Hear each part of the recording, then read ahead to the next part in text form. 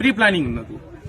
હા, એક વાત એમ જરૂર કહેશું કે જે ઘટના બની છે એ ઘટનાની અંદર હળદળ ગામના નિર્દોષ લોકો આમાં આવી ગયા છે.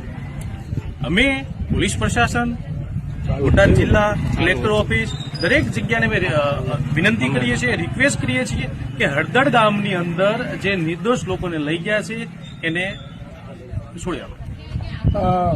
કોણ નિર્દોષ લોકોને લઈ ગયા? શું કામ લઈ ગયા છે? શું કારણ?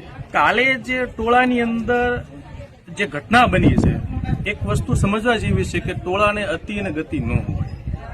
બહારના લોકો બી જાજા હતા અહીંયા, અને જે પથ્થરમારો થયો, પોલીસ પ્રશાસન આવ્યું અને લોકો વચ્ચે જે ઘર્ષણ થયું છે, એ પથ્થરમારાની બાદ પોલીસ પ્રશાસને જે કાયદા અને વ્યવસ્થાને જાળવવા માટે અને બીજું કોઈ હુલ્લડ ન થાય એની વ્યવસ્થા ભાગરૂપે જે બી વ્યવસ્થા કરી છે, એ વ્યવસ્થાની અંદર ગામના લોકો જે નિર્દોષ છે, જે ઘરમાં બેઠા હતા, જે પોતાના ઘરે છે, એને બી અહીંથી લઈ ગયા છે.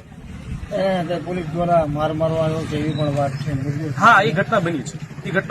ખરેખર જે કાકરી દાવો કરવા વાળા આમ કોણ હોય શકે? કોઈ રાજકીય પક્ષ દ્વારા એવું કહી શકાય? આમ ઇફેક્ટલી અમે કોઈ પોલિટિકલ નથી એટલે ડાયરેક્ટલી નહીં કહીએ કે આ પક્ષ આપશે, બટ હા, જે છે અસામાજિક તત્વો હતા અને અમે એ વસ્તુ ક્લિયર કહીએ છીએ કે મોસ્ટ ઓફલી બહારના હતા. બોટાદ જિલ્લામાંથી બહારના જિલ્લાના હળદળ ગામના પ્રોપર નતા, હશે 2-5%, પણ મોસ્ટ ઓફલી બહારના હતા.